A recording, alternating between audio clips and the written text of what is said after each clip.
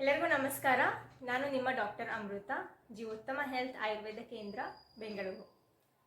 ಸಾಮಾನ್ಯವಾಗಿ general health checkup ಅಂತ ಹೇಳಿಬಿಟ್ಟು ಕೆಲವೊಂದು ಬ್ಲಡ್ ಟೆಸ್ಟ್ಗಳನ್ನು ಮಾಡಿಸ್ಕೊಂಡಾಗ ಕೆಲವರ ರಿಪೋರ್ಟ್ಸಲ್ಲಿ ಯೂರಿಕ್ ಆ್ಯಸಿಡ್ ಅಂತ ಹೇಳುವಂಥ ಒಂದು ಅಂಶ ಜಾಸ್ತಿ ಇರುತ್ತೆ.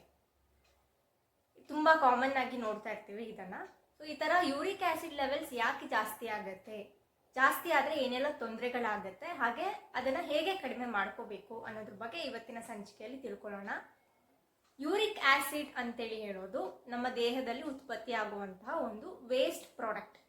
ನಾವು ತಗೊಳ್ಳೋ ಅಂಥ ಕೆಲವೊಂದು ಆಹಾರ ಪದಾರ್ಥಗಳಲ್ಲಿ ಪ್ಯೂರಿನ್ಸ್ ಅಂತ ಹೇಳಿ ಇರುವಂಥ ಒಂದು ಕೆಮಿಕಲಿನ ಬೈ ಪ್ರಾಡಕ್ಟ್ ಅಥವಾ ವೇಸ್ಟ್ ಪ್ರಾಡಕ್ಟ್ ಬಂದ್ಬಿಟ್ಟು ಯೂರಿಕ್ ಆ್ಯಸಿಡ್. ಇದನ್ನು ಕಿಡ್ನೀಸ್ಗಳು ಯೂರಿನಿನ ಮೂಲಕ ದೇಹದಿಂದ ಹೊರಗಡೆ ಹಾಕ್ತವೆ. ಯೂರಿಕ್ ಆ್ಯಸಿಡ್ ಲೆವೆಲ್ಸ್ ಯಾವಾಗ ಜಾಸ್ತಿ ಆಗುತ್ತೆ ಅಂತೇಳಿ ಹೇಳಿದ್ರೆ, ಒಂದು ನಾವೇನಾದರೂ ಹೆಚ್ಚಾಗಿ ಪ್ಯೂರಿನ್ಸ್ ರಿಚ್ ಇರೋವಂಥ ಆಹಾರ ಪದಾರ್ಥಗಳನ್ನು ಸೇವನೆ ಮಾಡ್ತಾ ಇದ್ದಾಗ.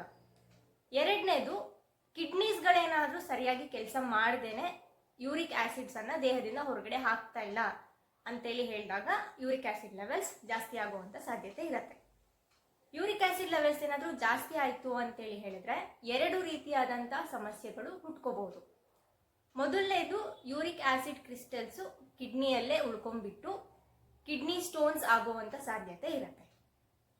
ಎರಡನೇದು, ಯೂರಿಕ್ ಆ್ಯಸಿಡ್ ಕ್ರಿಸ್ಟಲ್ಸ್ ಏನಾದರೂ ಜಾಯಿಂಟ್ಸಲ್ಲಿ ಹೋಗಿ ಕೂತ್ಕೊಂತು ಅಂತೇಳಿ ಹೇಳಿದಾಗ ಗೌಟಿ ಆರ್ಥ್ರೈಟಿಸ್ ಅಥವಾ ಗೌಟ್ ಅಂತ ಹೇಳ್ತಾರೆ. ಸೊ ಇದು ಒಂದು ಜಾಯಿಂಟ್ಸ್ಗೆ ಸಂಬಂಧಪಟ್ಟಂಥ ಕಾಯಿಲೆ, ಇದಾಗುವಂಥ ಸಾಧ್ಯತೆ ಇರುತ್ತೆ. ಎರಡರಲ್ಲಿ ಯಾವುದಾದ್ರೂ ಆಗ್ಬೋದು.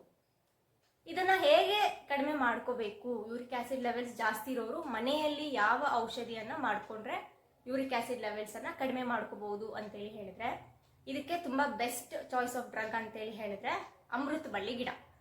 ಸಾಮಾನ್ಯವಾಗಿ ಬಹಳ ಜನರು ಮನೆಯಲ್ಲಿ ಇದನ್ನು ಬೆಳೆಸಿರ್ತಾರೆ, ಇಲ್ಲಾಂದರೆ ಇದ್ರ ಪುಡಿ ಕೂಡ ಸಿಗತ್ತೆ ಮಾರ್ಕೆಟಲ್ಲಿ. ಇಂಗ್ಲೀಷಲ್ಲಿ ಗಿಲಾಯ್ ಅಂತೇಳಿ ಹೇಳ್ತಾರೆ, ಸಂಸ್ಕೃತದಲ್ಲಿ ನಾವು ಅಮೃತ ಅಂತ ಹೇಳ್ತೀವಿ, ಇಲ್ಲಾಂದರೆ ಗುಡುಚಿ ಅಂತೇಳಿ ಹೇಳ್ತೀವಿ.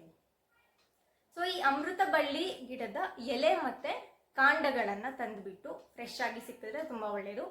ಅದರಿಂದ ಕಷಾಯನ ಮಾಡಿಬಿಟ್ಟು ಪ್ರತಿದಿನ ಸೇವನೆ ಮಾಡ್ತಾ ಬಂದರೆ ಯೂರಿಕ್ ಆ್ಯಸಿಡ್ ಲೆವೆಲ್ಸ್ ಕೆಲವೊಂದು ದಿನಗಳು ಅಥವಾ ತಿಂಗಳುಗಳು ಆದಮೇಲೆ ಕಡಿಮೆ ಆಗ್ತಾ ಬರುತ್ತೆ.